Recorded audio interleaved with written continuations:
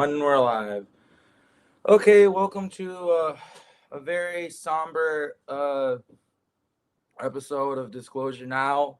Um, Today we're honoring the memory of our dear friend James Rink.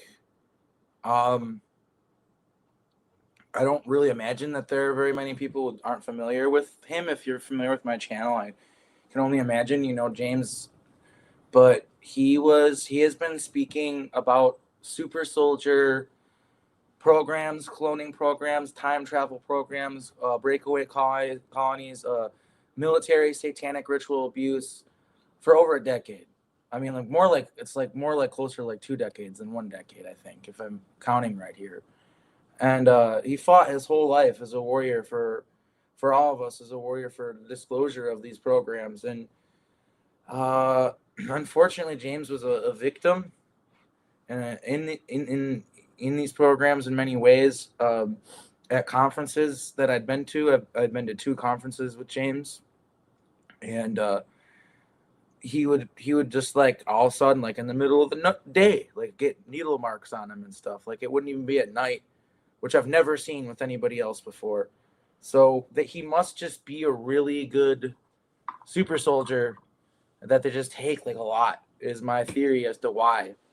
And But anyway, he passed away like a week ago now. I don't know, but longer, probably a little longer. And it's a bit. I guess he had Graves' disease, but the timing was just a little bit weird with how he had his conference, and then all of a sudden he was like told he had barely any time to live. I thought that was a bit strange. I did think that maybe something was going on. I was a little bit worried about James, but I didn't know. Like he just looked different. And now that I know about Graves' disease, it does look like Graves' disease. But I just think that he was taken out. Really, like I feel like he could still be with us, and there was interference that made him get taken out. And that's pretty much what a lot of people think. But I don't know if I'm gonna just let you. I'm gonna pass the microphone to Sean, and then I'll pass it to Stephanie. Sean, who are you, and how did you meet James Rink? Hello, everybody. I'm Sean Baum. Can you hear me? Yeah. Okay. Yeah. Well, it goes back. I guess in the beginning of my awakening, I first found out about him, like when going down the rabbit hole a bunch, and then started contacting him and other groups, and then we got into doing shows, and then met him in person at different like conferences, and then got to spend way more time with him at the Montauk reunion with you guys. So that was good. And yeah, it's a pivotal point in life because I know a lot of people that are dipping their toes in this subject of secret space program, super soldiers, military abduction, time travel, temporal dilation, ET abduction, who you are at this planet in a greater scale, as if the Earth game is confirmed to have time travel, and then the factions from back and forth in the future have the capability to interact with the timeline and mine the people of big moving and shaking rare DNA, rare spirits are seen throughout the timeline from beings of higher tech and knowingness. And then either they're taking a bunch in a way that doesn't interfere with the game, and where they can, as long as they put them back, it's like nothing and they don't remember. And also, if their DNA is taking a lot of clones. So, build up, if you are new to this in the audience, all the grounding of true technology out there that you can research that builds this tapestry. Because as you interact with it and drawn to it and are triggered by it, it shows you a little bit about yourself. And with that comes deep amounts of emotion that you can't control and come out of nowhere. And if you've done a lot of work, then it awakens you, and inner work, and facing it and translating and knowing it and seeing it with visions. And as you face it, if you do other things, it doesn't resolve it. But if you face it with seeing the story and the understanding of what's going on and then resolve that, it does work. Well, that tends to give you some evidence for it. And so I got propelled in this because I had a lot of evidence coming up emotionally, mentally, remembering visions, dreams about it. And so it was good to connect with people of like openness to that aspect of reality to explore it more, like you guys. And he was a strong pillar of that This is reality for others' existence. what I really want to say to like kind of elaborate on what you're saying, and then pass off the microphone, as it were, to Marvel. James, like when most ufologists were like here, like on this just surface level garbage. I mean, seriously, they're fucking barely scratching the surface. James tore a fucking hole through the wall. He ripped the fucking veil off of everybody's faces. So many people. Like, and I remember that point for me, like how when I was in like the, like the surface level, what they call the nuts and bolts UFO people, who are simply just like, what could possibly be in these things? It was finding like him basically, and like his community that he built from the ground up, which has become bigger than him, obviously. But like he really did build it from the ground up. Like it is his work, like undoubtedly, and will be remembered by history. Mark my words that his work laid the groundwork for everybody else. It was super soldier talk, and everything else followed because nobody else was talking about this kind of stuff on the level of depth that James was before James. Like very few people, and they had way more questions than answers. James still had a lot of questions, but he had some hardcore answers that were very hard and very difficult for people to understand and deal with. But he had some hardcore answers, and we all have such a gratitude that we owe him. And with that, Marvel, I would love for you to introduce yourself, who you are, and how you met James Rink. Hi, I'm Marvel. I knew James for a long time now. We didn't get close until last couple of years, and then we kind of went our separate ways, and then we got close again there at the end.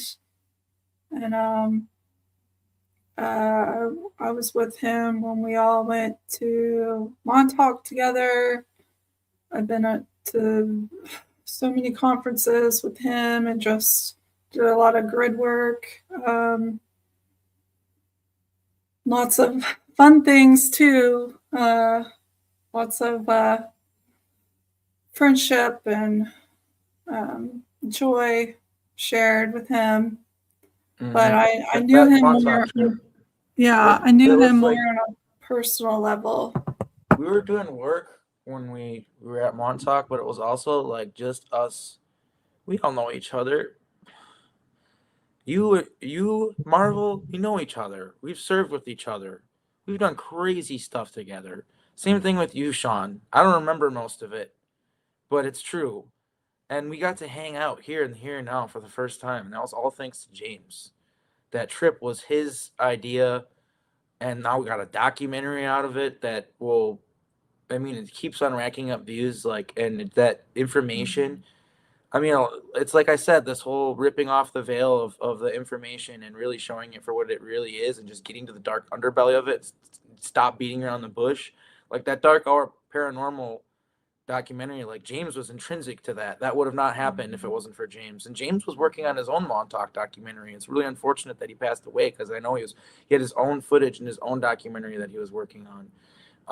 And yeah, it's just, sorry, I didn't mean to interrupt you, but you're saying how you were really close to him and how you valued his friendship more than anything, and that's how the way I felt too. There were moments in time where I had disagreements with James as well, and maybe like some of the information he was sharing or whatever, but I never let that like get in the way of the fact that I knew this guy was my homie and he was my friend, and that we had been through some serious stuff together. and that I know James, like, James had my back, like, for real. Like, he had our backs, like, I felt like. And I don't know, like, there's all this drama in the community and things that have happened, and like, and James passing away has kind of reminded me in a way, like how important it is for us to try to remain strong and be together. Because I can't imagine how I would have feel right now if I would have ever allowed, like, some of my maybe differing beliefs or feelings about things that he did in the programs or anything like that. Because he did a lot of messed up things to me in the programs, and I'm sure I did a lot of messed up things to him too. But what I'm getting at is just like, there's this really deep connection there, and I thought going to Montauk was going to be so scary, and there are so many people who told me I shouldn't do it and that it'd be dangerous and all this stuff. But it was like this healing moment. We laughed so much our fucking bellies hurt at times, and we had fun. And that was what I remember about that trip more than anything else. Is just how we all bonded together as free human beings, no longer enslaved by controllers, at least, in this time space anyway. So sorry for the rant, Marvel. James had been sick for a long time, or I suspected it. He obviously, because the Graves' disease went undiagnosed for a while, it was like complications on top of complications. But he did foreshadow his passing in his book, The Lone Wolf, on page 22. So he knew he was going to go at 45. And I think we all just didn't realize he was going to go so fast. I talked to him a week before he passed, and he sounded weak, but yet, like, strong. Like, his voice was just frail, but he was still being strong. You know what I mean? And I just had, like, this thought, like, oh, they try to attack us and they do all this crazy stuff, but he'll make it through. They're like, he's got, like, warriors of light protecting him and all this. And I was kind of leaning towards, like, even though a freaking doctor told me he was going to die, in my head, I'm like, nah, James is going to die. And no, he did a week later after I talked to him the last time. And I'm just grateful that I was able to tell him, because I did take it seriously, obviously. I just told him how important he was to all of us. And, like, how I don't know what I would have done without him. I really don't know what I would have done without James and his work in the here and now. Like, I needed to find you guys.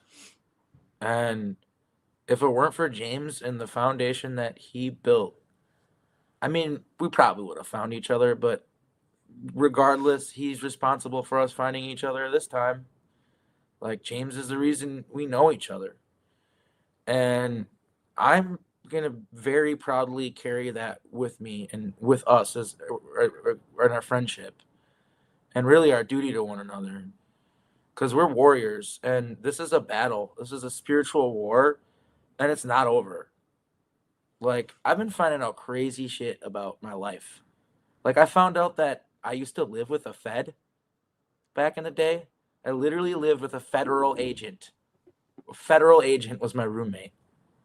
And now there's this whole situation where this place where I'm supposed to be building a recording studio, there's this guy that, like, won't leave. Yeah. I'm pretty sure he's a federal agent. Like, literally, it is a psyop. He's financially draining my friends, trying to make them homeless by not paying his bills and not paying his rent. They can't afford that. He won't leave. He's causing them mental anguish and mental stress. It hit me like a ton of bricks last night. I'm like, this guy's doing a psyop on my friends. They do this kind of stuff. like the person that I'm talking about, I won't say their last name. Their name was Phoebe. They literally admitted to being a Fed, like publicly, like on Facebook. Like they admitted it, and they literally are. I'm pretty sure they left the country because they weren't safe here anymore. And what it was I lived at a punk house called Disaster House, and before I was ever even there, a lot of the house went to occupy Wall Street when that happened, and they brought her back with them from New York to live at this house. And I had no clue. No one had any clue that she was a Fed. I recorded music with her. The guy who invented vaporwave, Tiger fucking Watola, and Phoebe and I made music together. Like they had made an album and we made a couple songs together. Like it's just bizarre to me. And like yeah, like they're still target. What I'm getting at is we cannot underestimate the lengths that they will go through to target us. Like they literally sent feds into my life. Like, and it's not just because of the Occupy Wall Street stuff. Like it's more than that. Like.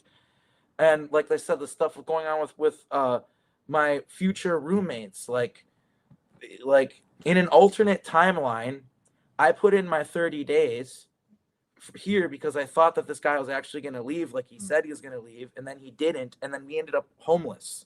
That actually happened in another timeline, and we were literally about to put in our 30 days notice, and me having a vision, me seeing the future, and that happening made me stop. And guess what? That's literally the chain of events that's occurring now. That's what would have happened.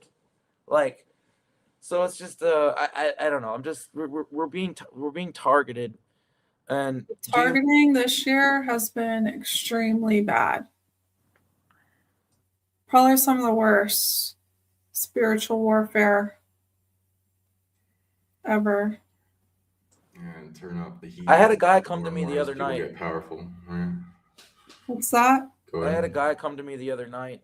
I had some things happen to me that I want to say publicly because it's like, we talk about what happens to us to kind of keep ourselves safe. Penny Bradley referred to me, told me it's called hiding in the spotlight. Like there's certain stuff you want the public to know. You want as many people as possible to know. So I'm going to talk about it.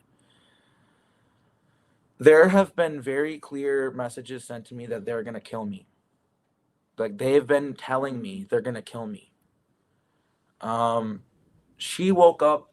I'm sorry, I have to be public about this, cat. Okay. I was going to bed the other night, like weeks ago, and she went to bed before me, and As I usually do. Yeah, I usually stay up later than her.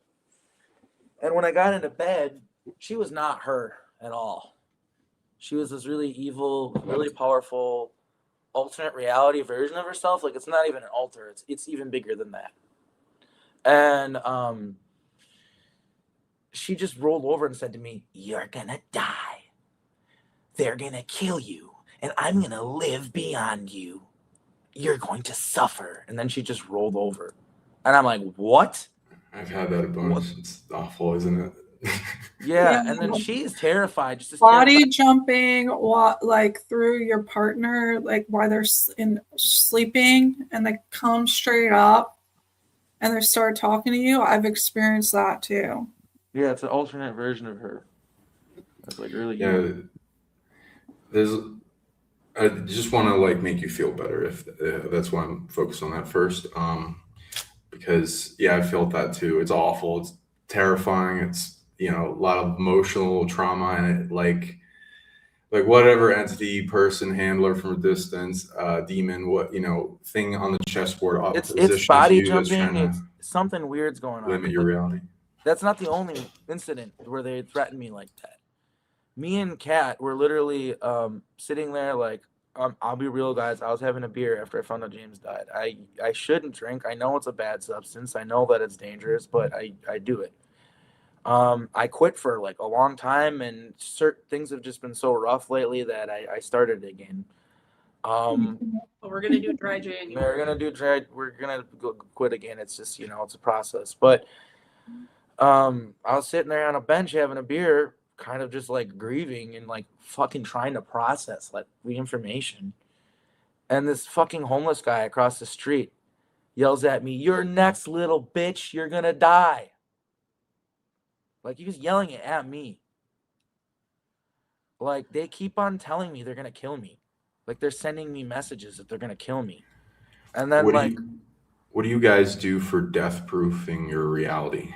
I can give you a whole talking about good it, thing with it. warning people, Yeah. that's one thing. Like, it'd be really obvious if I died under some sort of weird, mysterious circumstances. I'm not suicidal. I'm pretty happy with. I'm more happy with my life than I've ever been. My health is good. So there's like no reason why it just would be bizarre for me to die. And yeah, I'm just worried. Like, what is it going to be? Like the brakes going out on the car, a homeless person stabbing me, which happened in an alternate reality. Like, that's something that I avoided. I literally knew to You not walk avoided it. Yeah. the guy and go around him. I did not know why. And then later on, I saw him just carrying around like Remote influence. Nice. yeah, like they use homeless folks a lot, and it's not their fault. They're victims with V2K or whatever. They use them to target us, so they can like kind of turn anybody into like their own like zombie to like fucking, you know what I mean? Like remote control them and screw Yeah. with them. Like if they're on enough, like if they're like out of it enough and MK Ultra enough, because a lot of people like they're like, oh, that's a homeless like a crazy guy on the street. It's like they're just super duper MK Ultra'd out. They're probably a super soldier. They're probably really good warriors in the programs, but they can't function in normal society anymore. That literally, like the homeless guy yelling in the street about fucking demons and this, that, and the other thing. there was one. You ever stand and listen to one of those guys for a second? Yeah, the and then homeless they people realize are how much they actually are a fucking lot of realities on them. You ever do Yeah. that? Like these guys that are just they're standing there with a blanket on them and they're just talking to themselves, and you just kind of chill there and not being weird or anything, but just kind of listening to them, and like they're talking about real shit a lot of the times. Sometimes it's craziness and they're just fucking nuts, but a lot of the times like they're actually talking about real shit. It's like they're talking to spirits or something. So I don't know. Yeah, it feels like you're in a video game and they're giving you this big piece of knowledge that like has a quest to it and an aspect of reality or something, or like whatever they're trying to do, because they can be wild all over the place with their intention, right? Should tell them about the gray suit. Oh yeah, and then one last threat was made. I was going to bed about a week ago, and oftentimes I get visions or spirits will come and talk to me and stuff because of going into that state right before sleep, And this guy comes to me in my head, and he's wearing a gray suit, and I can see him, and it's very obvious to me what kind of deal he is. He's a Time Lord in a program. He owns people's DNA. He's got portals. He's like a big dog in that shit, like a guy that's in control of things, a commander. And he tells me, we're going to make your fucking life miserable for the next 2 weeks. Buckle up. I hope you're ready for it. The next 2 weeks of your life are going to be fucking terrifying. We're going to scare the hell out of you. Like, get ready. And at first, I kind of went into that state of like, this is terrifying. Some fucking crazy dude is just yelling at me. And then I was like, wait a minute, hold up. I was like, I actually have an opportunity to tell one of these people what I fucking think about them. I was like, hey, I just want you to know, you're a fucking cockroach. You're not tough. You're not big. You hide behind technology. You hide behind memory wipes. You hide behind shadows that you create and smoke and mirrors that you make. And as soon as those lies and the smoke and mirrors is gone, as soon as you're no longer to manipulate people and make them unable to see you in your existence, you will fry in the fucking sunlight like the cockroaches that you fucking are. I was like, you don't know who you're fucking with. I can open a portal anywhere in time and space. The only thing that ever kept you safe was your amnesia. Me not being able to remember my abilities, remember who I am, remember my true power, and step into that power. And that's not going to be very much longer. Like, I know I have alters that are doing crazy shit that I can't even talk about. Like, and I just told them, like, fuck you. But what was crazy about it is at first when I'm like, dude, go fuck yourself. Who the fuck do you think you are? She literally was next to me sleeping, and she goes, yeah, fuck this fucking guy. She was there. She was You're the telepathically second there with me. person that's talked about kidnapping. Well, she was kidnapped by a time warden or time police, she called them. And she was taken somewhere to a council and basically told them to take her, she told them, take me back. I do not consent. Take me back right now. I don't want to say her name, but she was on the Montauk trip with us too. So, but You're the second person that I've heard this year about that. About what, the body snatching? No, just the time police showing up and like Yeah. harassing Yeah, okay. people. Yeah. Yeah, he came into my head and he's like, we're gonna make your life miserable and all this shit. And dude, it was telepathic. So that's why I was like, you're not so fucking tough. You're just trying to scare me. And honestly, like I see a therapist, and my therapist is pretty fucking amazing because when I told her about the thing that happened with Kat, and more things than just that too, she really has driven the point home. She's like, because she accepts that I'm in these programs. My therapist literally accepts that I'm getting kidnapped and shit and time traveled and stuff, and that I have DID because of what happened to me. Like it's on a chart. And what she told me is like, when these people do stuff to you, you need to think about they always are trying to provoke a reaction from you. And what is the reaction that they're trying to provoke? She's like, and she gives me this look like, I'm like, they're trying to scare me. She's like, yes, they're trying to scare you. She's like, and she literally, it's the same thing that Dan Winters said to me. Like, and it's my therapist. And I told her that too. I was like, there's this guy, Dan Winters. You're literally repeating basically verbatim what he told me. And she was like, they're trying to take your bliss from you. You need to be like happy and grounded in yourself and like to function.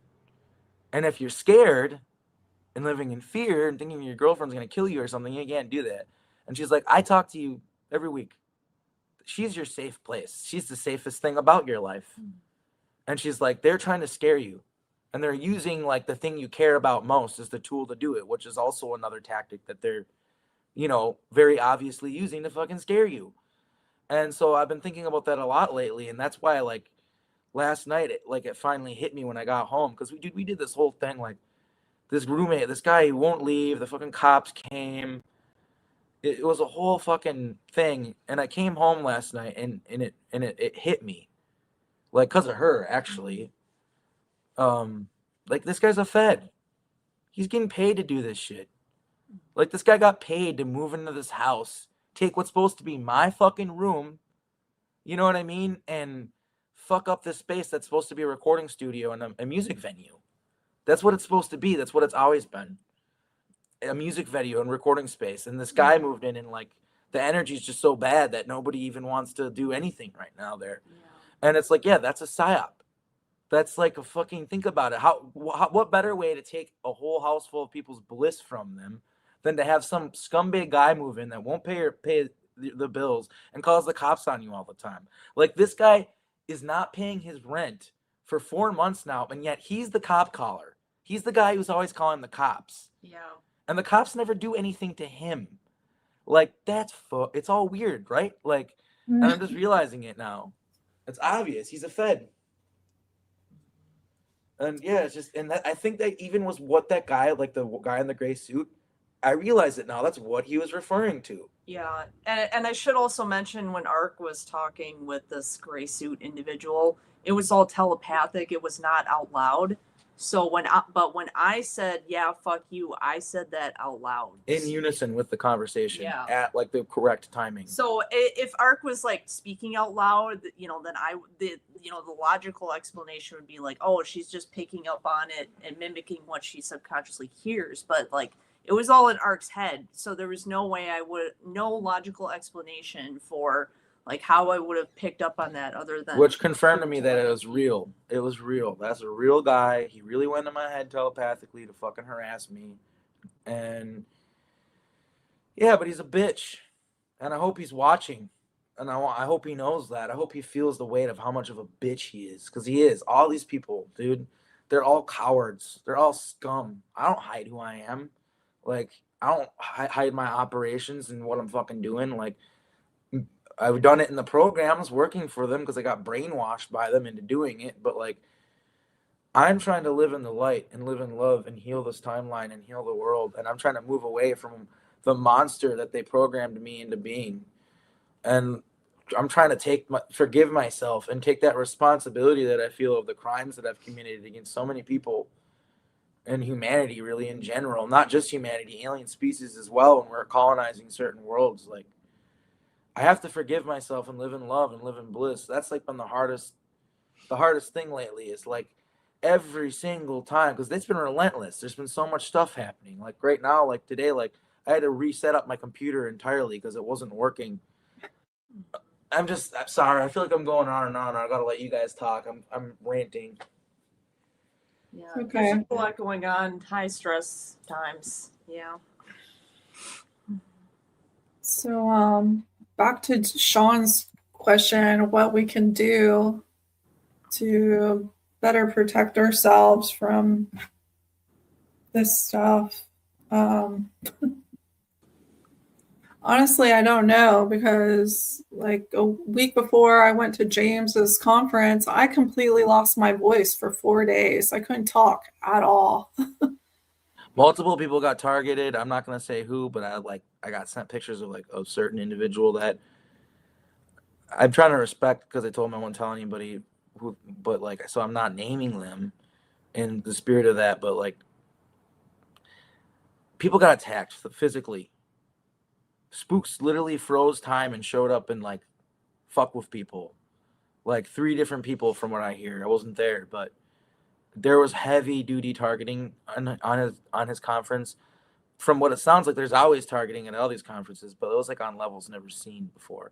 And then you were saying, Marvel, that there was a Masonic conference like right next to his conference. Can you talk about that? I want to be careful what I say here.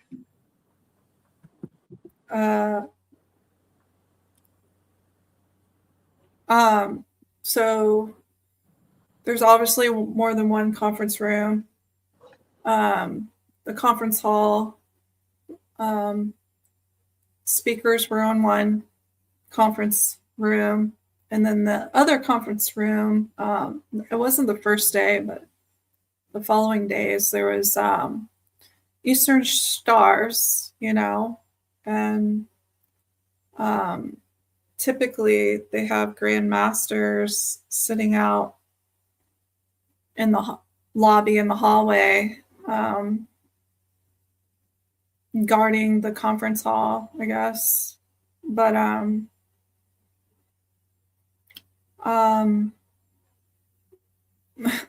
that's all I'm gonna speak on about that.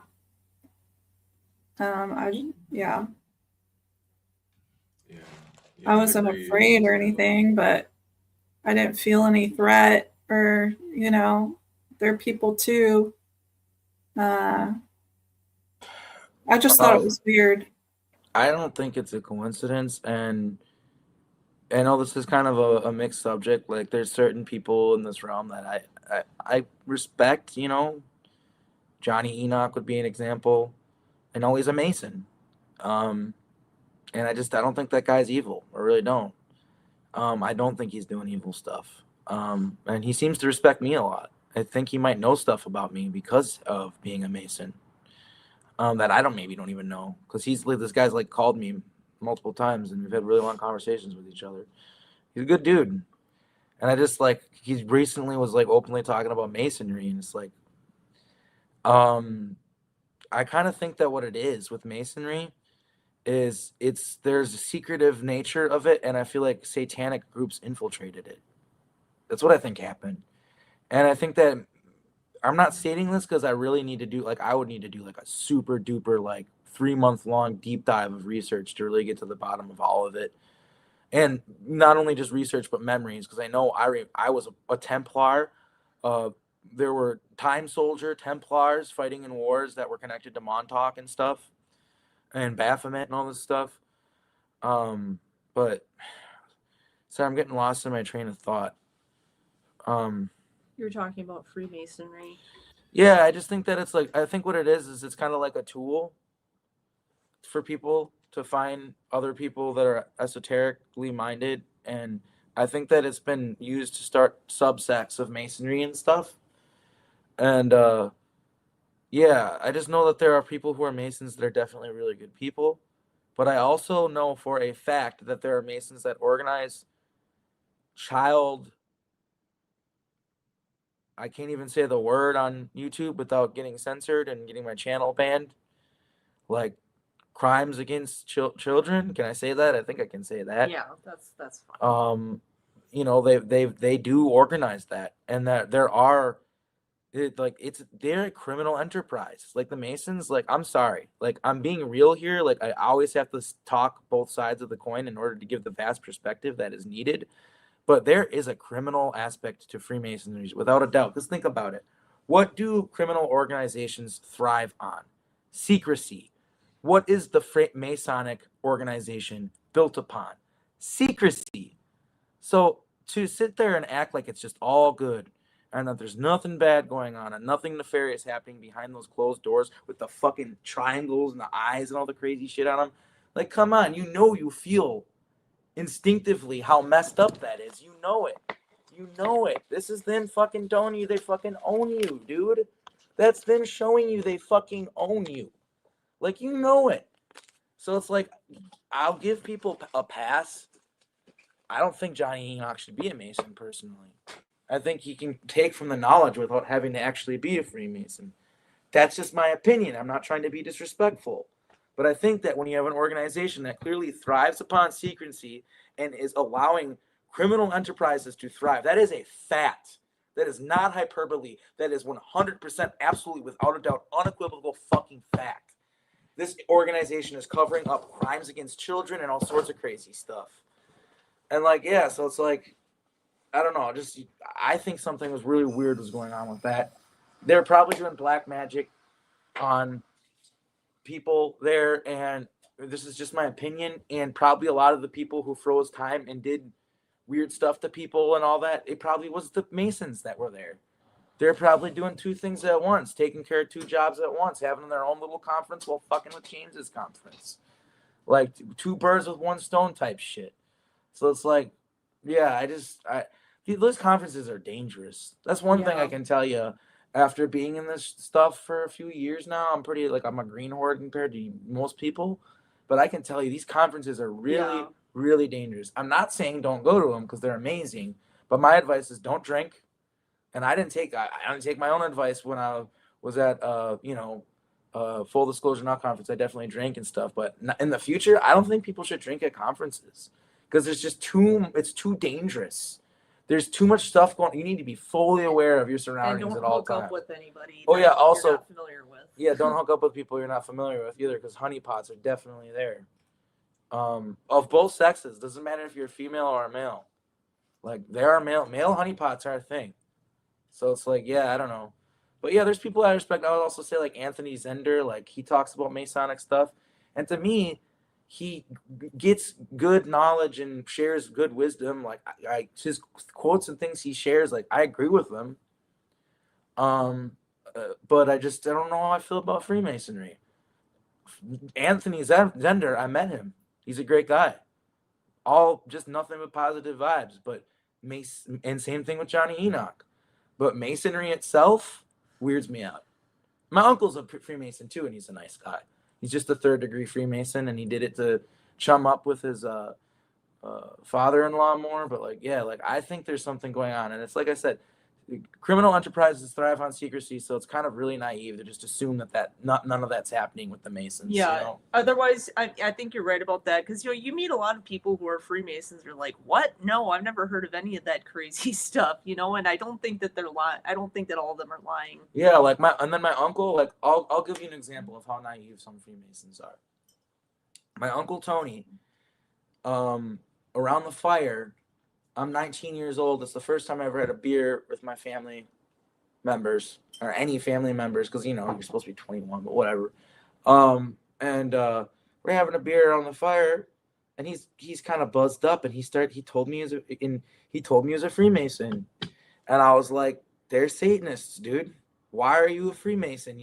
What's that? You shouldn't do that." At 19 years old, I told him that, and he was like, "Oh, they're not Satanists. They're not doing anything weird. It's just a bunch of bros hanging out and, having a good time. We eat pizza and stuff." Like, and I know the connotations with the word pizza. Like, I think like pizza. I think he literally meant like, the food. like we just get together, maybe have a cocktail or whatever. It's just kind of to have. Back in the day, like life was more boring, and you needed to kind of artificially create Social social like friendships with social clubs and Yeah. stuff. And people did used to be just more social in general before the internet and stuff like that. Dude, it's something we've forgotten. Like social clubs beyond just masonry used to be way more popular. But anyway, and he's old fashioned. So he joined and he's third degree, and like to kind of try to relieve me, he's like, here's a book about the Masons. It'll tell you everything you need to know. Bring it back to me next time you visit. And I read it, and all it did was sketch me out more and prove my point. Like it talked about the Kabbalion and certain like esoteric texts, and it very clearly showed that they practice black magic. Like the book very like pretty much openly stated that they're doing black magic. Like you could argue just it's magic, maybe it's white magic. It wasn't really nefarious, but like the Kabbalion is an esoteric magical book, very magical book, and it was in there like that's one of their sacred texts. And same thing with the Emerald Tablets of Thoth is one of their sacred texts according to the book and stuff. And yeah, I didn't even bother. Like when I saw him again, he's like, "What'd you think of the book?" It's like, "Cool book," you know. I didn't even bother. I realized how naive he was, because it's like if he really literally gives me this book to like, "Hey man, we're not weird," and then I read it and it literally does nothing but prove my point. He's really naive. Clearly, he is. And another thing that's important to bring up too is I met the stepdad that is a 32nd degree Freemason. And I'm not trying to be rude. Sorry to my family if they see this. I have a wonderful family. I really love his wife and their side of the family. But like I did kind of creep me out. Mm-hmm. The 32nd degree Freemason guy gave me kind of creepy vibes. I'm going to be honest with you. I don't know if that's just because of my connotations and the fact that I knew he was a 32nd degree and it was just like me tripping myself out like a placebo kind of thing. But he did give me bad vibes. My Uncle Tony does not give me bad vibes. He's a really awesome, loving, great guy. That is definitely not satanic in the least bit. I would say he leans more towards like the Christian side of things, if anything. So it's like, yeah, I don't know. It's just the Masons. Sorry for another rant. I'm gonna really give the microphone. No, you're fine. To you guys more for the rest of the interview, so because I want to give you guys a chance to talk more. I'm sorry. So the Masons, like, I think James was definitely part of like the Templar, like you were, like I think he had connections to the good guys, and he was definitely fighting the bad guys. I gotta be clear with you though. Well, the Montauk Templars were evil and satanic, for sure, 100%. They called me the Shield of Baphomet, and if you do any research about the Templars, they worshipped Baphomet. The church literally. Well, the great architect was what I was going to bring up, and you know, Renetta Jones, she was talking about the great architect and this spider kind of being. And I think someone told me the other day that originally, like, the Masons started off good and somehow it was infiltrated. And then all of a sudden they started worshiping an architect versus source, you know. And a lot of people say G in the middle is for geometry. And, you know, I heard other people say it's for gnosis, you know. So I think there's definitely a division in the Freemasons.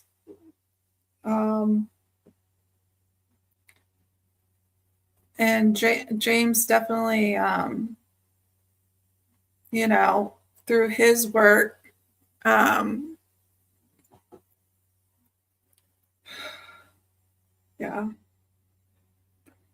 Sorry, You're all good. Yeah, it's okay. This is a hard subject to talk Feel about. free to like let out because it's your safe place.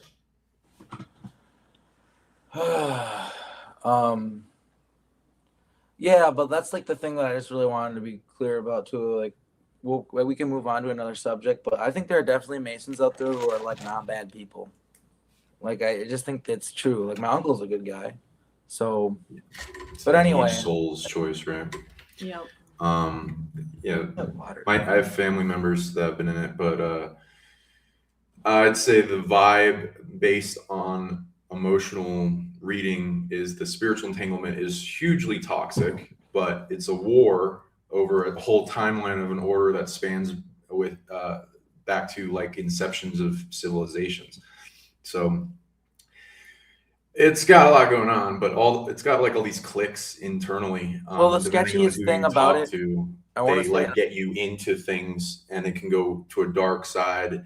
There are some that go to light or neutral, but a lot of entanglement depends on how they handle it, because they got all these pathways they want you to take in magic systems, and you can honestly have found all those without it. But they make it seem like they'll support you. Like some of the richer people are involved in this, so it's like a little carrot on a stick thing. Yeah.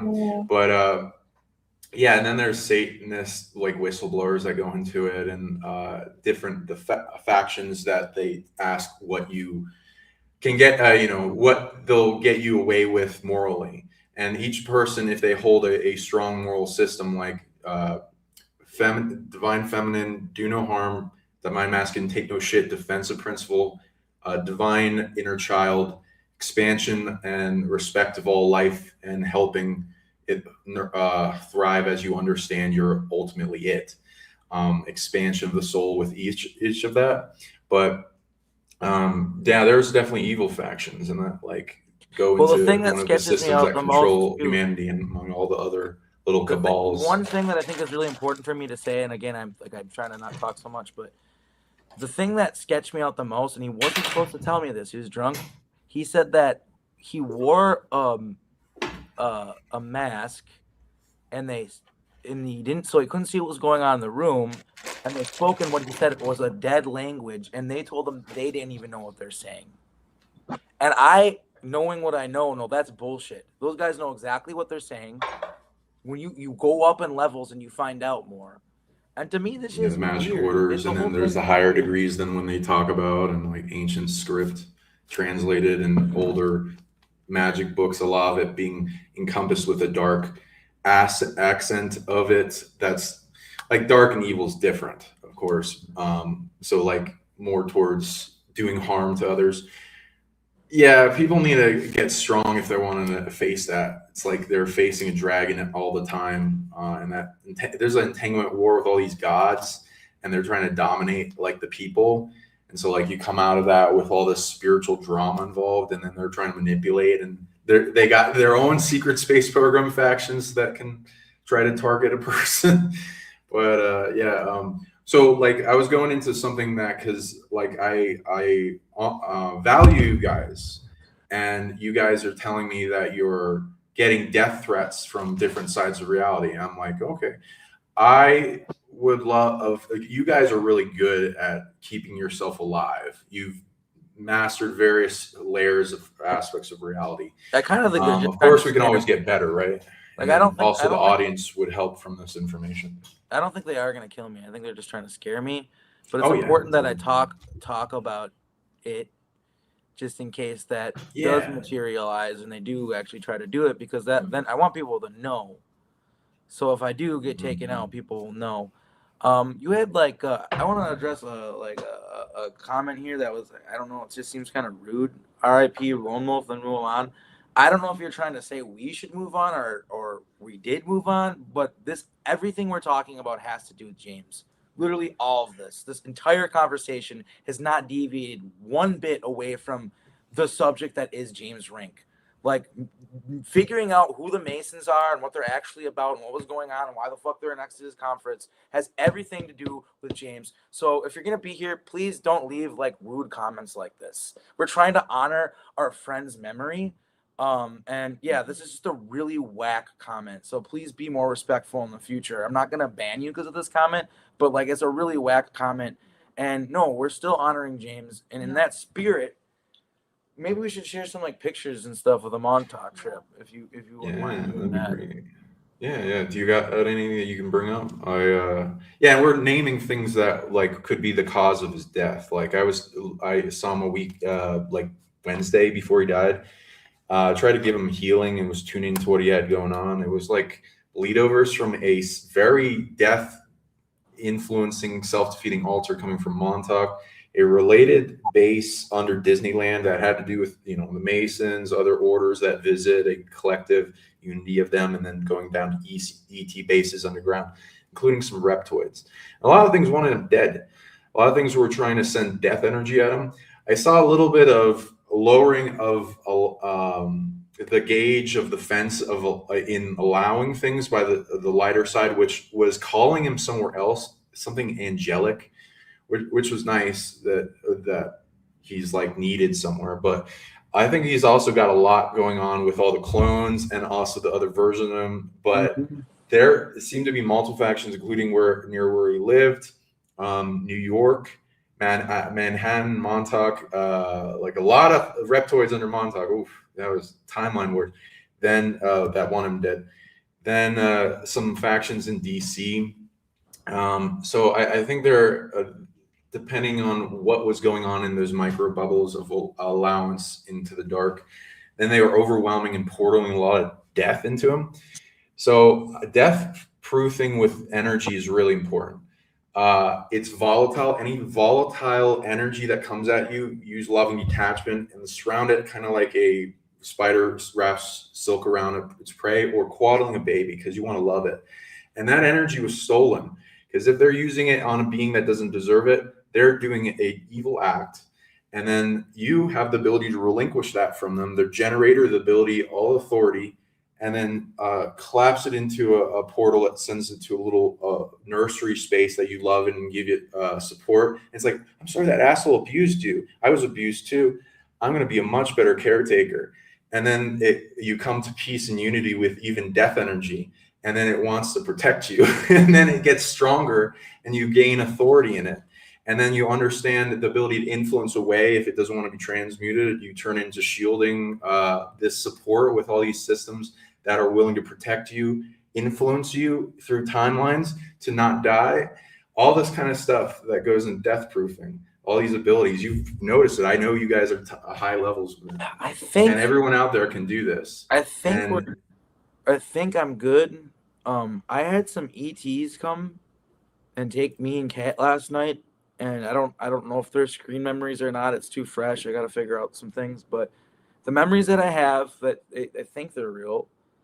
They're from over 10,000 years in the future, and they were like grays, but their skin was more peach, like our tan, like ours, and they were the most human-like grays I'd ever been taken by ever.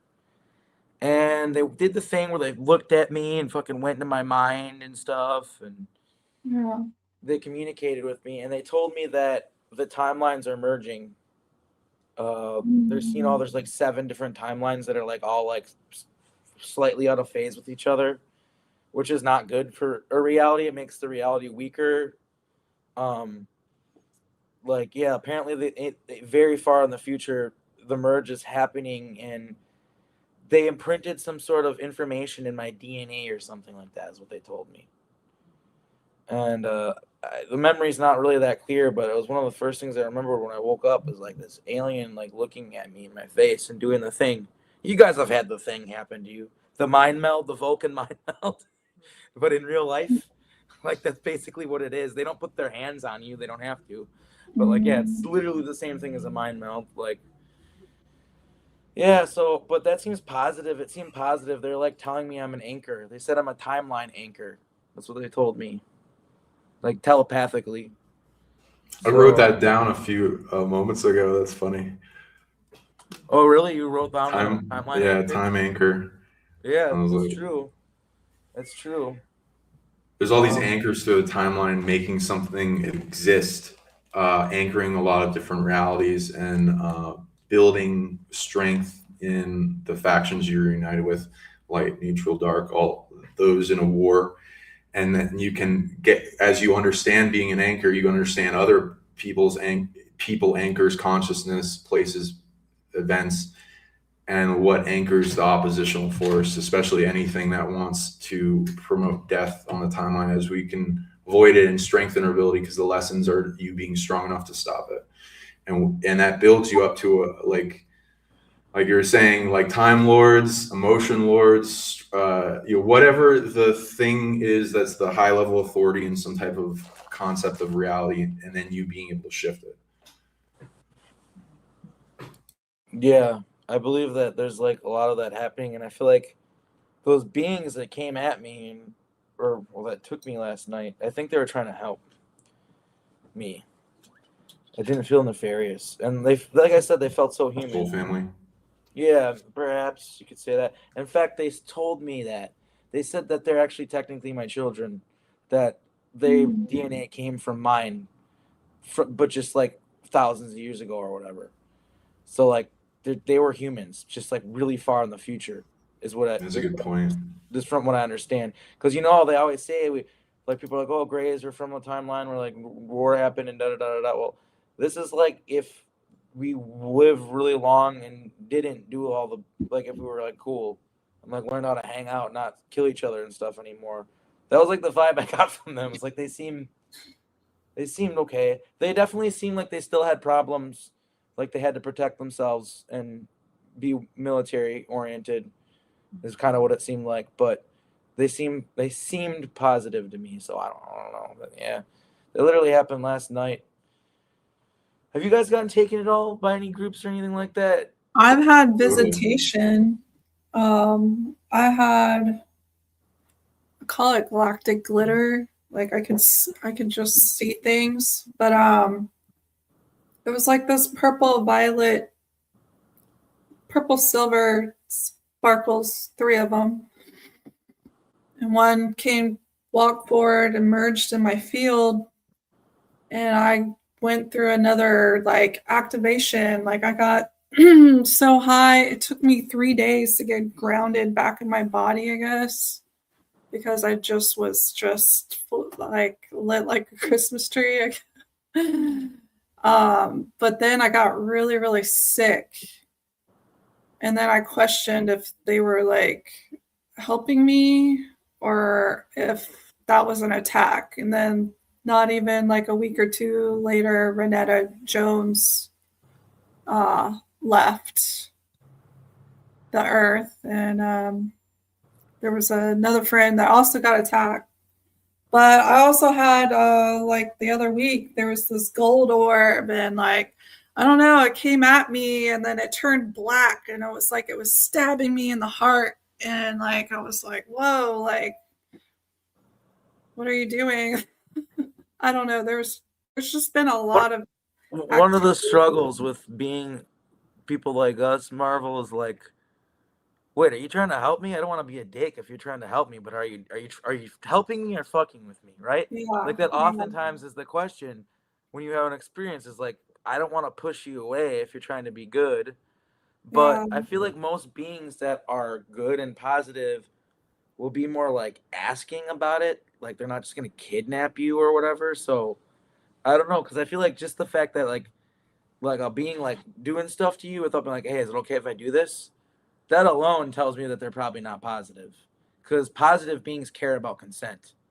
Consent is like a very valued thing. It's like the most important rule in the freaking galactic universe to highly evolved species and beings is consent. People like consent needs to be had. Coercing consent and manufacturing consent is really wrong. And yeah. Sorry, I just got like a brain fart. But Sean, you should share the pictures you have. I don't really have that many pictures or anything. Okay, I'll see if I can bring some up. I mean, people have probably seen some of the ones that I have already, but I'll see if I can bring them up. Okay, let me look for them. Okay, so yeah, like I've been visited by a bunch of beings, various like long skull, gray, Nordics.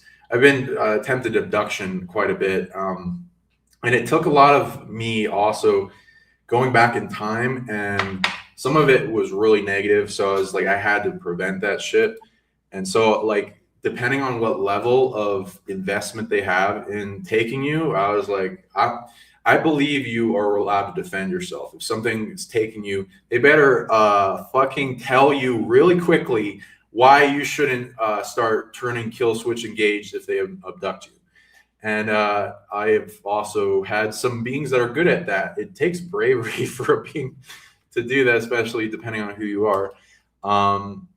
If you haven't met them before and there wasn't like some like prerequisite telling, like, why am I forgetting about this? Why is like the way I awaken to this knowledge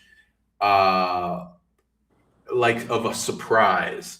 And then oh boy,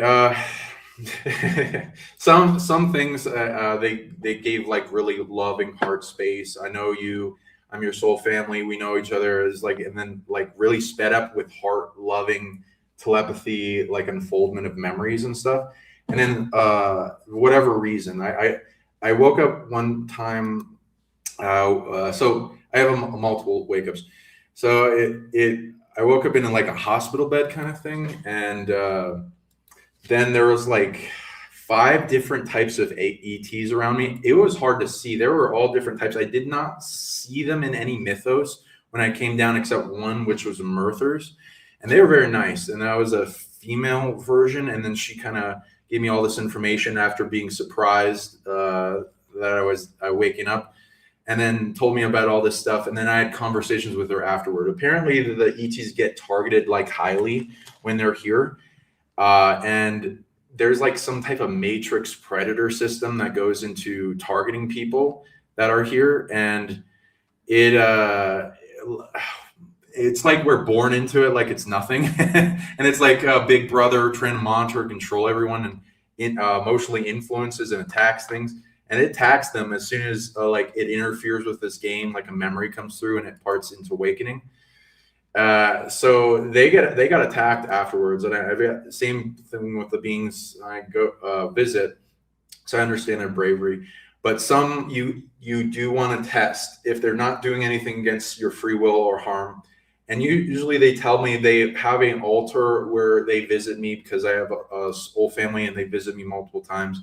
And it's like they do missions for the planet of why I'm here, and some of them are top secret. And if they get scanned in the mind by predators that are out here, it can like really fuck up their game. Those predators will go back in there's time stuff and that fuck we're it up. doing that we can't remember, or really like as in like I don't want to remember it because it would compromise the information. Yeah, like there's a lot of the trauma. good There's stuff. big amounts of trauma too, and it will affect the shit out of your life as soon as it starts integrating. So Yeah, I had an alter tell me one time when I was going into some memories, it's like, you need to stop. I'm like, whoa, what do you not want me to see? And he said that if I were to remember all my lives and stuff, that it'd be like grieving thousands of deaths at once, and it would emotionally incapacitate me and it would make me unable to function. So like, that's a good point. yeah, so there's like reasons why we don't remember everything. Like we can't. You literally can't. Like I gotta, like, you know, I personally am an advocate for like, if you're in these programs, like definitely go into your memories. It's important. Write your books, get your memories out, and all that stuff. Do your interviews, but also, please, if you're watching this, people, as somebody who's really deep in this stuff, and like you gotta take care of yourself. And I forgot what I was gonna say. What was I talking about? I spaced out. I spaced out too.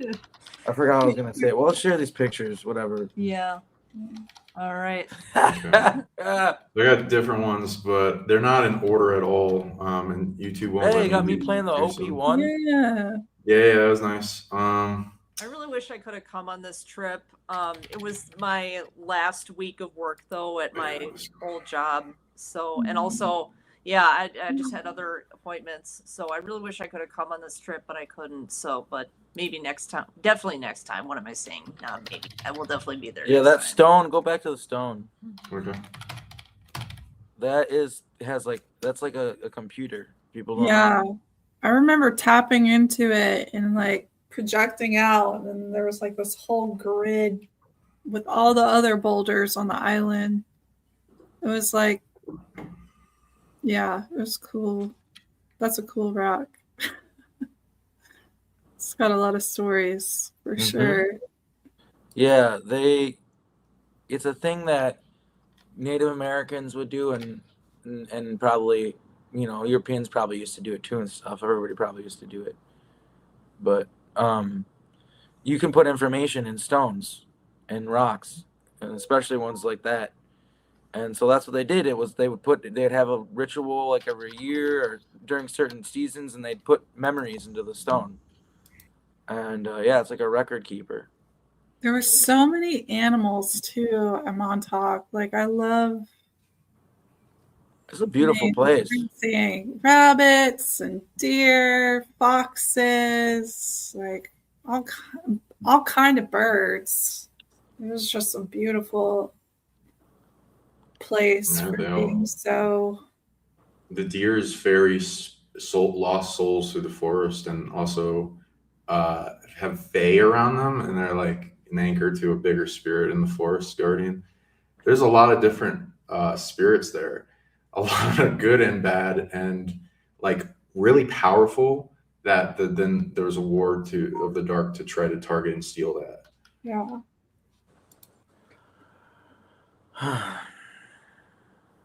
Oh wow, a fox.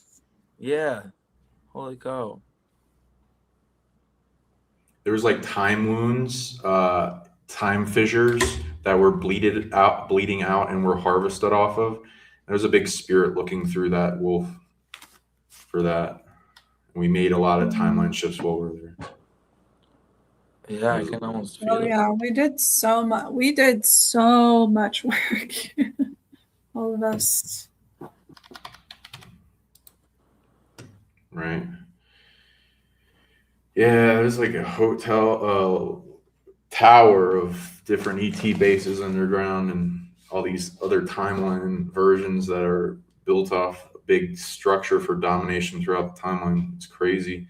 The things they're going back and forth in time to anchor in, to like build up like a time loop in empire, and have more influence over more people's reality bubbles. Into the jungle we go. Oh, this is good. And that's Marvel right there, you guys. We broke into. we broke in. Oops. Yeah, oops. We actually just did it by accident. It was just like, what? We're here. Oh. They didn't. Yeah. It's like going into a whole new realm, really. Yeah. It was interesting that you see the checkered pattern. Yeah. You can't see it from far away, but up close, it's like. Yeah, that means something. They didn't do that for no reason. That has a purpose. Yeah. And all that graffiti anchored different peoples entangled with it. It's got a little like creepy had song messages. coming out of it. This is still leaking, so it was proving it was still pumping water through it in operation. I guess they still have water on the. They're still pumping water? True. So Yeah. it might actually That's still be in crazy. use. So they're still doing stuff, of course. Yeah, still electricity with it too.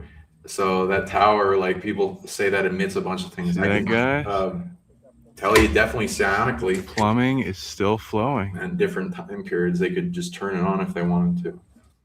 Into the jungle.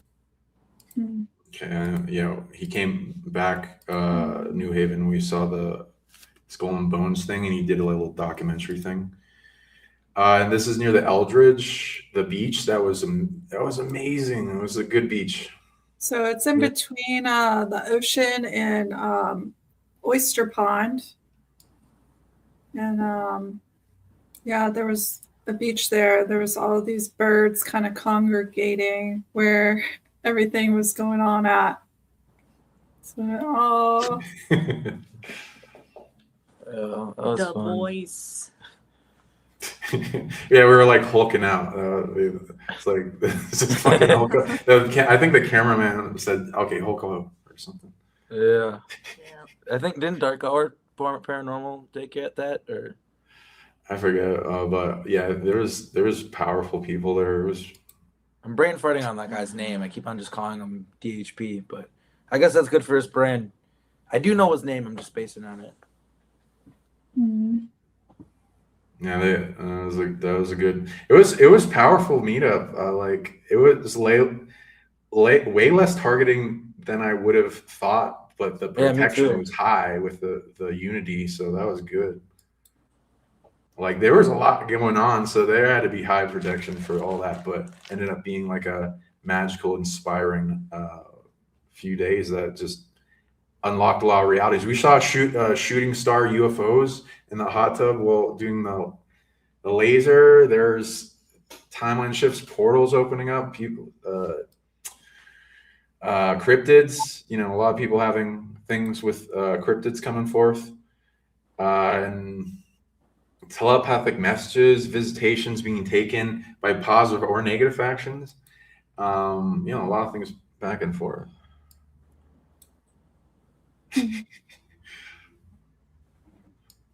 Mm. Yeah, I'm trying to. Yeah, and oh my God, what do you think of all the fucking large amount of just barrack doorways all throughout it? Spaceships used to land there by that doorway. Yeah, like flying saucers would land there and go into the base through there. Yeah, what do you think of what the tower emits? They can control like animals with it and stuff. They would do that, so I can only assume that they can control people with it too. I feel like they disclosed some stuff in Stranger Things. Yeah, definitely. Like, okay, so I don't know if y'all watched the latest ones, but they obviously move an antenna on top of a certain car, and it looks like a mini version of this. But they were using it to track certain beings through to a different parallel, obviously. So I don't That's know. probably what they were doing with that thing. Yeah, I feel like that it's It used wasn't for just a multiple radar. things. I think they could do it weather manipulation. I think they can toy with the electromagnetic field of the planet and just create time portals and wormholes and all kind of stuff there. Imagine having somebody in a chair psionically amplitude in a mission, and then they hooking them up to that giant antenna and broadcasting different intentions in an amplified way. That's totally what they were doing. Yeah, and the chair was underneath the tower. The chair was underneath the tower, you guys. Like the Montauk chair, it was directly underneath it, and it was like hooked up to it. What is the chair? An intention amplifier. So like think about it. Like they were totally doing that. They were using that to magnify the intention chair thing, like the thoughts of people, to manipulate the timeline. I know somebody brought a fuse. Do you remember the fuse we got to hold that was actually from the third floor? Like somebody went in and got a fuse. But I remember like holding it and just being able to see like there's some kind of contraption.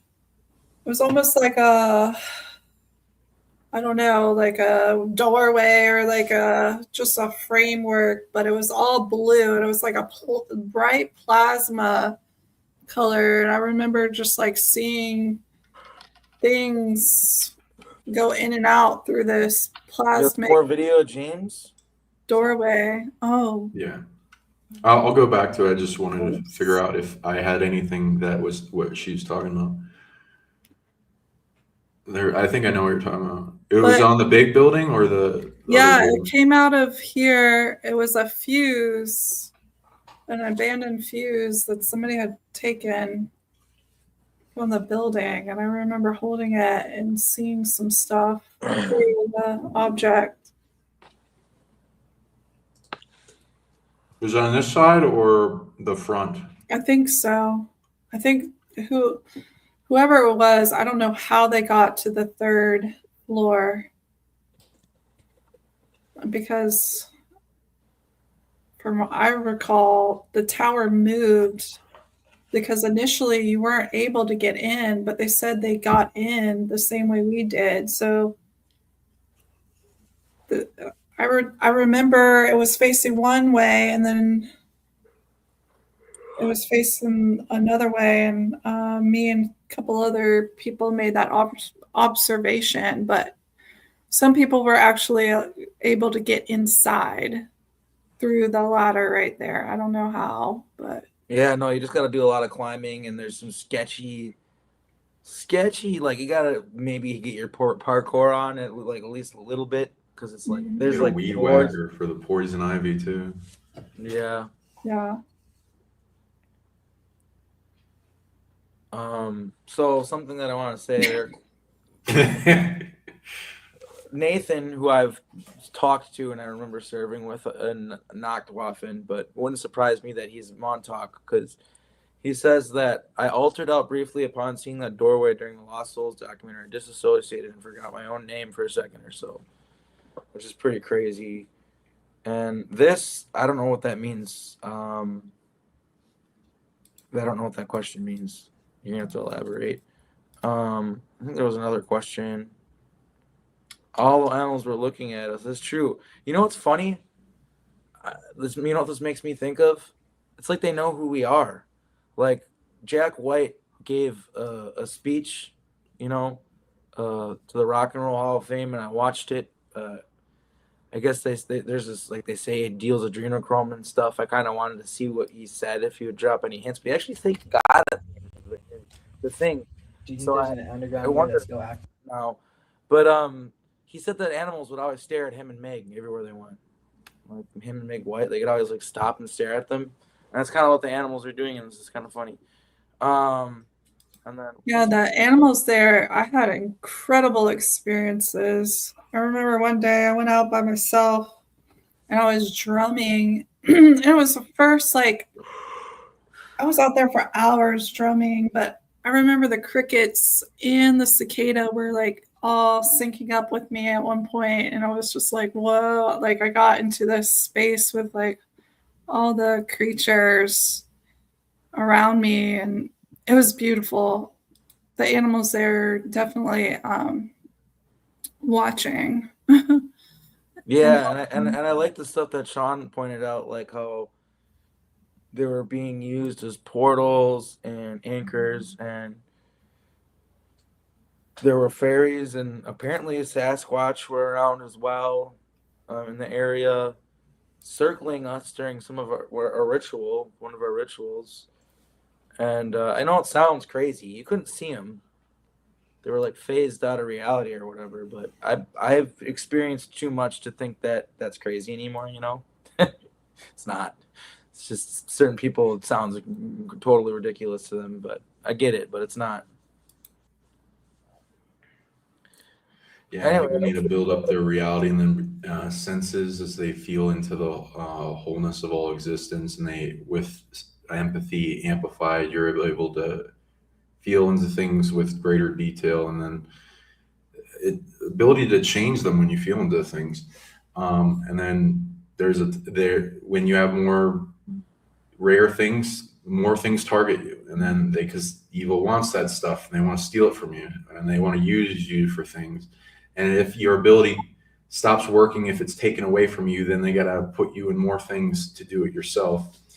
And then a lot of wars in the future, a lot of challenges back and forth, and they need resources and people. So you get into it emotionally if you guys out there that have experienced PTSD and other emotions at a higher level than what traumas you have in the physical. And they keep coming through, regardless of whatever else you work on in the 3D. And then so eventually you look at it and you dream at it, and it just goes to these things that are force taking people against their will. And it forces you to gain your power internally and overcome it. And the pictures with this. Yeah. So I liked how she went up the ladder first. That was funny. Also, it's like, yeah, the will. And then, yeah, these people are involved in this. People are waking up. People in the audience. You're more than you've been told, read, or studied, and there's a whole secret and great mystery to it. And as you embrace more of yourself and you take on challenges, you be more fearless and you explore the great unknown. There's a lot of things to explore. And when you know thyself and know thy universe, you get into deeper power to change away from just accepting the waves that come at us, and then turning into something powerful, and then understanding it and knowing more about it than they want you to know. And then them seeing their reaction is pretty interesting, because the more you know, the more like violent they get. And then you having to take that and Aikido reverse it, and with love or whatever you're practicing with, because sometimes some people are so overwhelmed with fear or pain or overwhelm or sadness that you can't reach the positive things. So then it's like, stop them by whatever mean you're allowed to, because it doesn't cause you karma.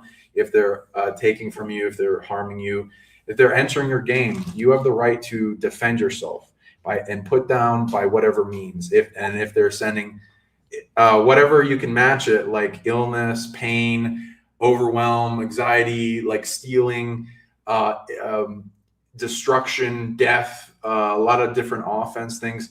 You have the right to train in that and then counter and get stronger at it. And then that's the lesson.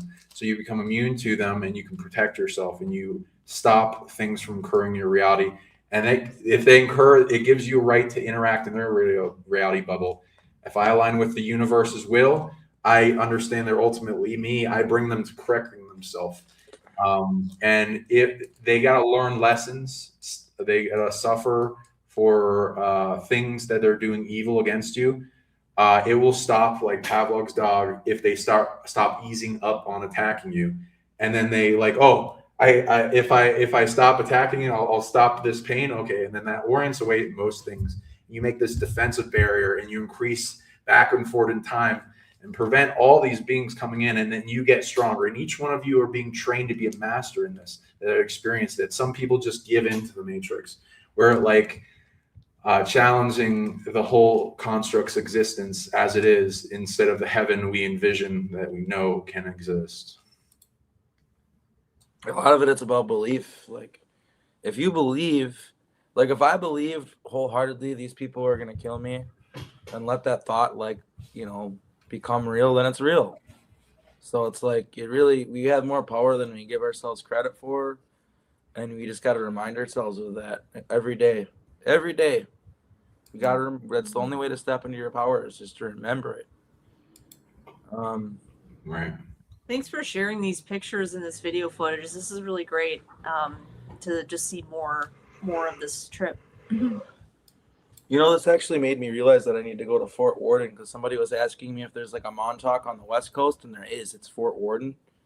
And I guess it is also a national park now. Isn't that crazy? I wonder how far away it is. What state is this? It's in Washington. Yeah. That was a crazy state.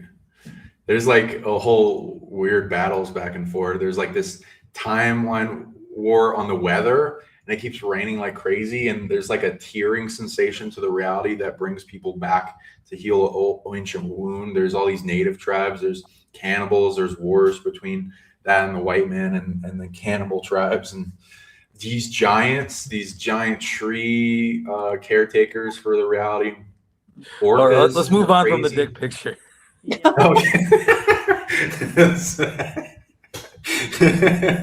we Whoa. We get the point. Right. Yeah, so I don't know how many other ones I have, but we'll play them while you guys talk until I run out. One thing I want to say about James is James was a lover of dance. Yep. He could break dance, and just in general is an amazing dancer. This is something that probably comes from the programs. It's like he was, believe it or not, he actually looked like, remember that from him at like Montauk, like he was good at dancing. His alter Henry was also really like I think like pretty much every version of James loves to fucking dance. And yeah, he was part of like literally like I wish I could find pictures, but like he was part of like an all black dance crew, and he's like the only white guy on the whole dance crew. Like that was James. But like that dude could hang. Like you know what I'm Yeah. saying? Like you know what I Yeah. mean? Like Something actually happened to him when he was younger. I think he might have been around 15.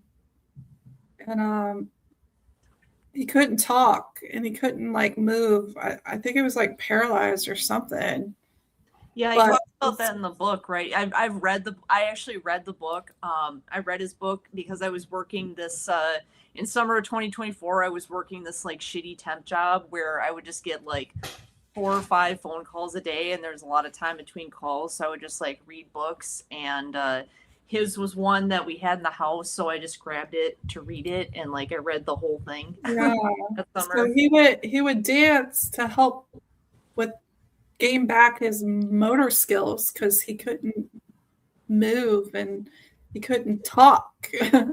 wow. So it was more of like a therapy for him to kind of get his movement back. And he also loved it. He found great joy in it.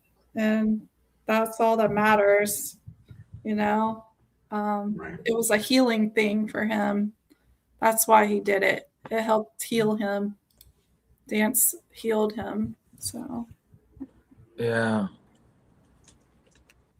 I'm trying to find Dance is a powerful force. It's like the first time I accessed big chi, where you can tap into the ocean of chi instead of the small chi in the body with compassion and love, like bringing it in as in a hug, like it wanting to be a part of you, and being like, everyone loves parties, right? It's like, and everyone loves music, and like making the bliss here's James amplified. dancing, throwing down some moves. Here, yeah, I'm sure we can find all sorts of yeah, cool so stuff. he did all of this just to gain back his motor. Oh wow, I didn't know he had like a whole Instagram for his dance stuff. Yeah. Yeah.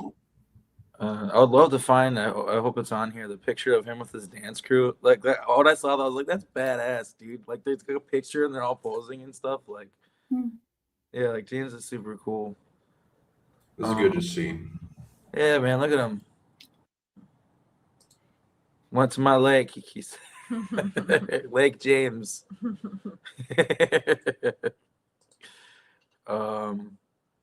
Yeah.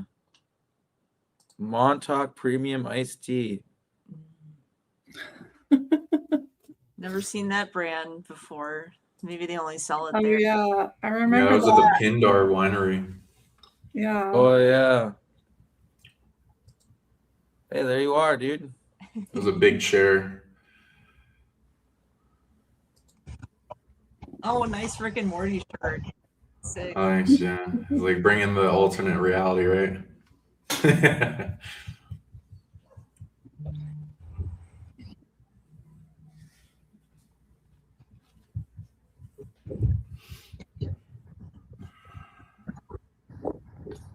Mm. What do you guys think it takes to resolve the fucking monstrosity hydra of timelines that is Montauk from its domination of the timeline's conquest? Oh wow. Oh, that's a cute picture. Sorry, what was that? I got distracted, Sean. No, that's a good one. I like that picture. What do you think it takes to stop the monstrosity of the timeline hydra of Montauk from timeline conquest and then reigning into good measures I before think destroying that or it's something? already happening. I think that us three being what we are now, like obviously, like you guys do a lot of positive work. You're not of the darkness, you're of the light. Like I think there's this aspect of they thought they were infiltrating like us, but really we infiltrated them. And I think we're Yeah, I seeing agree. the fruits of that now because like, if you think about it, if these here's James with Jessica Jones, if you think about it, like you know. I'm getting distracted by the pictures. I shouldn't look at these pictures if I'm trying to talk. because I know I have ADD. It's all right. What was I saying? James was looking real good at that time in his life, Yeah. looking real healthy. Yeah. Yeah, it's just good to see pictures like this. Yeah. Oh, this one's a good one. I'll let people look at it more. Yeah. The first time. There's two. Sorry, Met- go ahead. The first time I ever met him was at Journey to Truth conference, and he comes up to Ark and I, like, does the thing with the tuning fork on each for each of us, and then he's like to me, "Oh, Kat, I love your goth look." Yeah. Good times. Yeah, he did like the tuning fork thing, got us all tuned up. Tuned up, ready to go.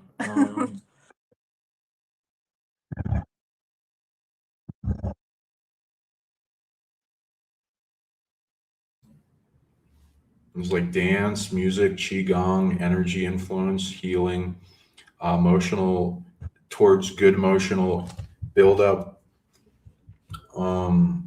taking back his reality. A lot of things he was able to push the dark force of darkness out with dance really well. Mm-hmm. One thing that's kind of messed up, I've talked about this before, is the Queen of England, like Queen Elizabeth, would actually make me and James dance together, side by side, and the first person to collapse would get like raped and killed in like a ritual, and he would always win pretty much. Sorry, I'm not laughing about that. I'm so sorry.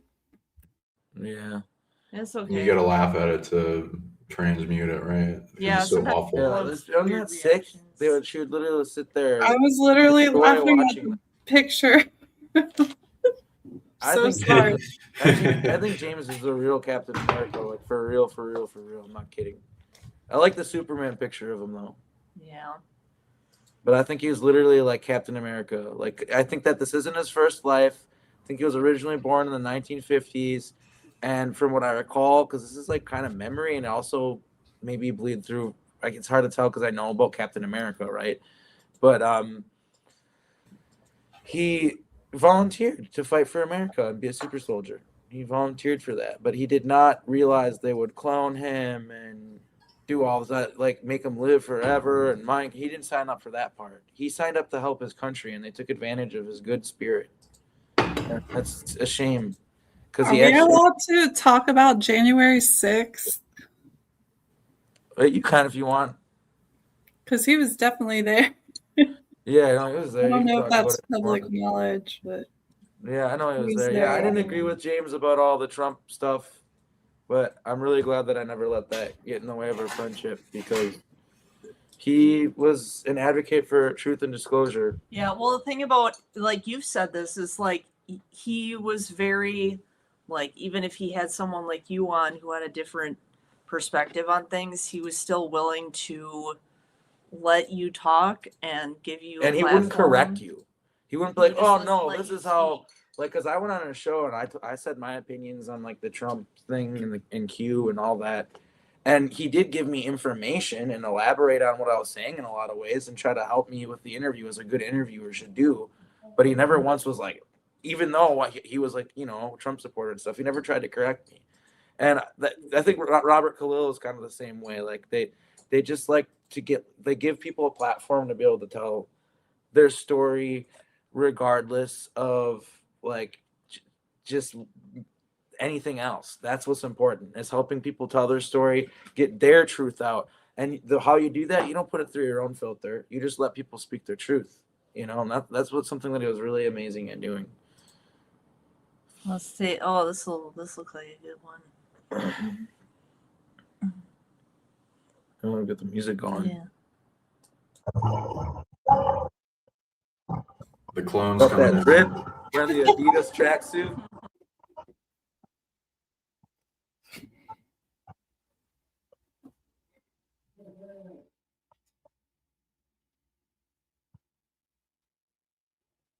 Yeah, if you're at a conference with James, it was always a thing where at a certain point in the night, James would be like, "All right, guys, it's time to dance." And I've always enjoyed that about James. Yeah. Like, because these conferences, it's heavy duty. You're learning about some traumatic things sometimes and truths that are really hard to deal with. And to have James was really good at keeping the mood light.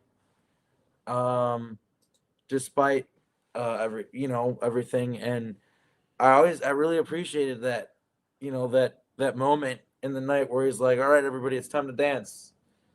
And just having a good time. Yeah. Despite everything that we had been through. And yeah, it's so important, like back to the whole thing about keeping our bliss. Like we gotta keep our bliss. And I feel like James, despite being heavily targeted, was very good at still fucking trying to just have a good time in the face of all that, which honestly is like, that's one of the things that I think has inspired me the most about him. And really, that's like his warrior ethos. Like, even in his life, like, it may seem like he was just a normal dude doing like research and stuff, but that guy was fighting every day. Every day he was fighting different battles. He was a warrior every day. And him, I swear to God, and him doing that, like being like, all right, everybody, we gotta dance. That like was actually, believe it or not, part of his warrior ethos. He knew that was important. He knew morale was important. Like, and you got to keep people. You know what I mean? And yeah, I just that is definitely, without a doubt, one of the cooler parts about James is his love for dance. And yeah, I appreciated that about him a lot, for sure. And one thing I want to get to now too is, so as I've been saying about how dead people come to me, James came to me telepathically, and I did talk to him after he died. And he came to Marvel too, and I've been really, these experiences make me feel kind of crazy sometimes. This version of me, this alter, is not used to it, but I do believe it was James, because Marvel said that he said all the exact same things to her. He basically told me that he's happy, and he's like, I get you're sad, but like, because I'm not like with you guys in your timeline or like your continue, you know what I mean, your time space anymore. He's like, I'm still with you, and like, no one ever really dies and all that stuff, you know what I mean? And he was just like, and I was a slave, dude. He's like, I really wasn't having a good time with what they were doing to me. And he's like, I just want to let you know I'm free now. Like, I'm actually free. And it's great. I'm enjoying it. It's pretty nice. And didn't he say the same exact thing to you, Marvel? Like, basically, like, don't worry about me. Why? Like, it's all good. He was like giggling and laughing at me for crying, honestly. And he had the same attitude towards me, but I'm like, bro, we're gonna cry. Like, you're dead, Yes, you're not, because clearly you're in my head right now. But will I be able to stand on the beach with James again? And look at the sky and like talk to him about like super deep shit ever again? Like, while he's physically there, you know what I mean? Like, maybe in my head, yeah, he might show up. I might still talk to him. I literally was to the point where I was like, all right, bro, because he kept on showing up and like talking to me. I was like, how are you gonna keep doing this, man? He's like, I'm trying to help you. Like, he was like getting on my head when I was on the computer one day, and he's like, you keep on getting distracted. You got to do your work and stuff. And I was like, because I was like doing like this, like putting YouTube stuff together, and he's like, you got to do your work. But yeah, I hope that, I really don't think it doesn't feel like a lie or like voice to skull or like screen technology. I think it's James. I'm pretty sure it's James. And I really like he visited a lot of people, and he's still making rounds, life review, all of that. Agreed. It comes around before a bunch of the pathways. saying goodbye to everyone, being involved in the memorial, resolving earthly attachment, resolving emotions and attachment, and connection with others, and making it so that the grief people feel that are close to them is transmuted into support and healing and love and all the other stuff to help them move on to an even greater successful death, of how free and what places he can go and what he knows, and beyond the Archon grid kind of thing. A lot of people are coming to support and make sure that process goes well. You sly devil, James. Look at that. Yeah. That was a good day. Oh, where were you guys at? Was this It like was the Disneyland in the Star Wars thing. We also went to the Harry Potter land. Yeah, we did There's a lot of of multi-dimensional activity there. yeah, Yeah. we did a Oh. lot of work Yeah. at Disney Park. Yeah, they've got a You have whole like Fountain of thing Youth. underneath it where they like do stuff that kids, you know, words you're not allowed to say on YouTube. It's a whole thing. More pictures. Mm, Freeing the ghost, freeing the Fountain of Youth, freeing the spiritual entanglement on the timeline of the evil that Disney wants to do in mind control, while enjoying ourselves. The Harry Potter world had like so many different magic systems and schools and ET races and Fae and stuff. I do recommend going there if you want to attract that. Though I've depending been on where you go, it can be You both run the- light and dark and neutral. Harry Potter. Yeah, Oh, wow. I've been there. I didn't go to I went to Florida in I think you made this with AI.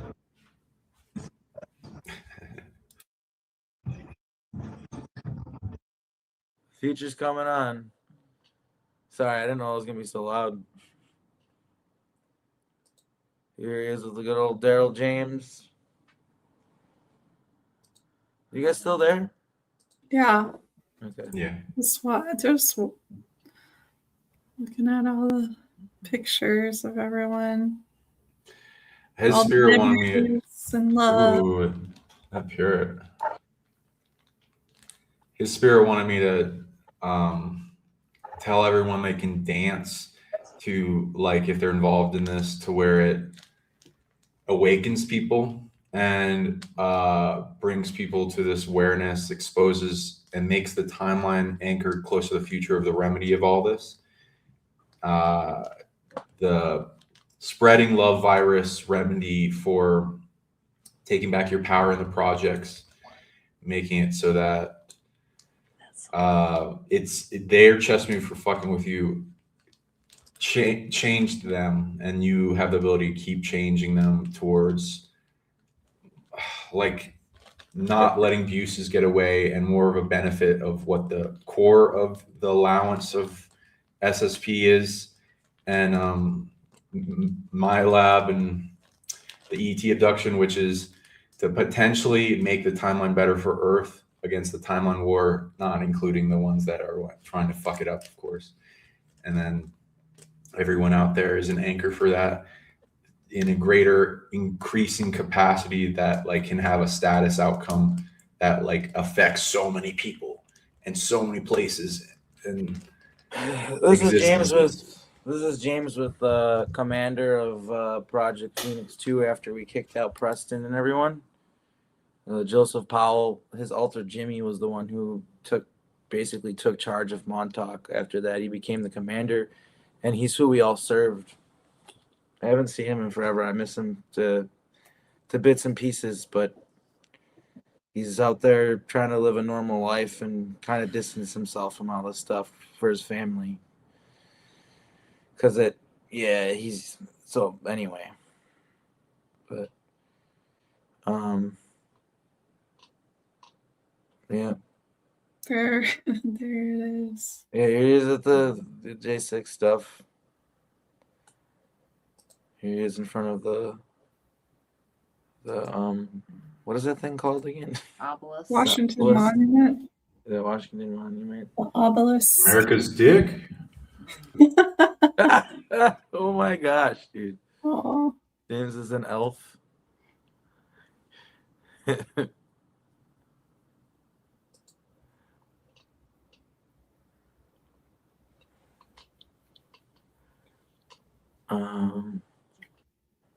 Is that him with the Landra up there? Where? That picture. Oh, here's Oh yeah. Hmm.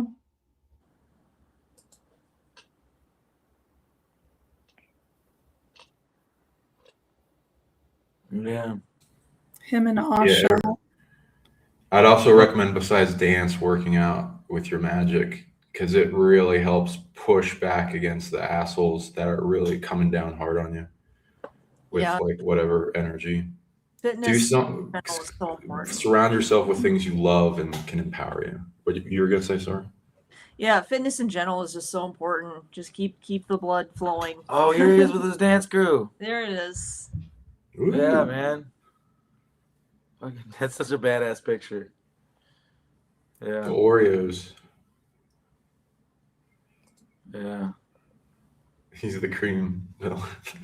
Cream of the crop. The cream of the crop. Yeah, man. That's cool. Join Nation. And this is like a. Oh, this is cool. Yeah, it used to be a lot more. Is that a Ooh, real nice. picture? That's what he would have looked at it like at Montauk. Yeah. Except maybe even a little more buff than that. Not that he Yeah. doesn't look buff in that, but that's literally exactly what the hallway looked like. Creepy, way too dim, dingy. It smells like basement and like mold, like just like must. Like, yeah, yeah. Pictures with friends. Dancing. What is that? What is happening? What is going on? Where's that sound coming from? Oh, no. Oh, that was me. It's Mexico. They eat fireworks every day. Oh, okay. Oh, okay. Oh. It's like Every day. It's like another reason to drink. Yeah. Yep. I found your channel through James Rink. Some of the best connections I have made in real life are because of Super Soldier Talk. He's probably chilling with Max. Yeah, he probably is. Which they actually knew each other. They spoke at conferences together and stuff. And yeah. Not just in the programs. He actually knew Max. He's a pure soul. Every time I saw God said someone was preventing him from advancing the goals of disclosure in Super Soldier Talk. He was selflessly devoted. He came to Los Angeles and we partied till 5 a.m. at an EDM DJ set club in Hollywood after the alien event. That's cool. One of the best memories of my life. I went to the might have Getty. been there at that one. Yeah, I went to the Getty Museum with him and I helped him film a video for his channel. Oh, that's really cool.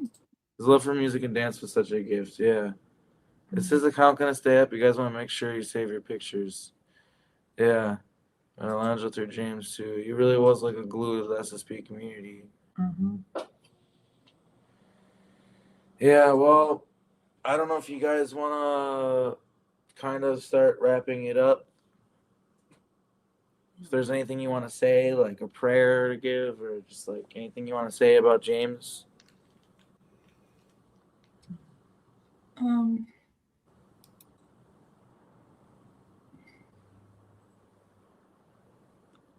Just that you loved him. I mean, that's one thing I could say. And you know, I'll say that even the versions of me that hated him, because in the programs sometimes we didn't like each other. Even those versions of me grieved his death, and I also have versions of me that like really loved him. So those versions grieved him as well. There pretty much wasn't any version of me that didn't grieve it when I found out he passed. And it's still surreal. This definitely won't be the only Super Soldier Talk James Rink tribute show. Mm-hmm. It will be a continued thing. We might have to do like a yearly thing or something, or just, you know, I don't know, but I don't want to forget James, and we all appreciate his work. I highly recommend. I don't know what's going on with the money for his book and all that. I don't know how they figure that out after he passes away, but his book is great. I highly recommend. Well, somebody in the comments said that he was working on another one. So go ahead and check his books out. I believe they're on Amazon, and hopefully that can go towards some sort of funding to publish his last works. And yeah, hopefully those books stay up. Because, like, they might take it down if he's not in control of that anymore. I could see them doing that. Because it's not like they're exactly the powers that be, or whatever you want to call them, weren't exactly a big fan of James Rink. Yeah, he had to fight to have it out there, period. So, Yeah, and, yeah, feel free to say whatever you guys want, but I'll go into. It inspired me to like do super soldier activation type shows in the future. So I think it's inspiring people. It's going to be a big locomotion wave effect and like a dead man switch of influence into the reality for anything, bringing forth his death in spirituality and also the locomotion of awakening. And then I think may his work inspire generations to come and become stronger as a aspect of understanding what reality is and cutting through the truth and the a la carte of beliefs and awarenesses of reality, expanding to the empowerment of the individuals out there to empower themselves and the movement and free and help Earth. Yeah, we appreciate you. I appreciate you guys being here. I'm going to wrap up the show. You guys can just like take off, but I want to say I made a song for James Rink. He was making like AI music, and which I get it because he just always was about just getting stuff out there in any means possible. And he made some great videos and stuff, even with the AI, which I'm not a fan of AI, but as far as like making art and stuff. But I really liked his videos because they were therapeutic to watch as somebody who's been in these programs. Yeah. You're seeing things that you haven't seen in so long. But anyway, I offered to make him music for his channel, and he requested a song, and he basically said, make a song about like super soldier activation and like make it positive and like how we're gonna like have a positive future and stuff. And I'll use it to advertise my conference next year, which he's dead, so he's not gonna have a conference next year. So I'm gonna end the show with the song that I made for James. And just want to say as well, Marvel, thank you so much for being there for James, and thank you for being there for Ark. I know it's helped out Ark out a lot to be able to talk with you. So thank you so much for that. of course, love you guys. Yeah, Well, I Thanks love for you guys playing the too. song. Yeah, I'm gonna just kick check everybody it off out. stage and just I don't know. I guess it'll be like a black screen or something because like I don't know how to. But yeah, here's Oh, the song. and you can type in your little window. I think it's the 3 dots, or like right on the screen. If you press it, it will bring up yours. It's the main screen. Oh, okay. All right. Oh, yeah. Okay. Well, you guys have a wonderful rest of your day Yep. or night, and Thanks for being here. let's keep in touch. I love you guys, and Yeah. hopefully we have another month like thing in the near future. We will. We will. I know we will. And I'll be there too. All right. You guys take care. All right. And then, so, yeah, this is the song that I made for, I'm just going to put on like a loop video that doesn't have any music. And, oh, it won't even let me do that. Well, let me share the song. All right. This is the song. And I guess it's just going to be a blank screen, but. Yep.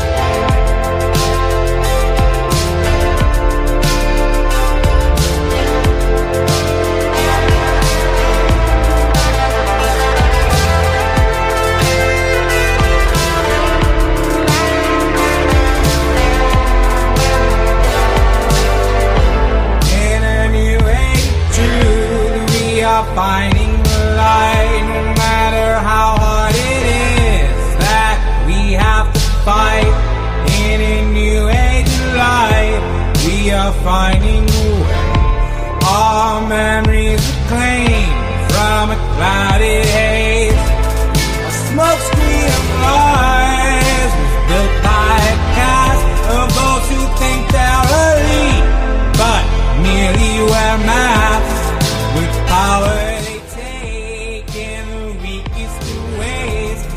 think that we will fall, but we won't be enslaved. We're rising with truth. We're rising with tide. The activation happens tonight. Programs will be revealed. Programmers can't hide. Real warriors will win the fight. Rising truth, the rising tide will wash away all the lies to make room for a better world, to make room for a better life.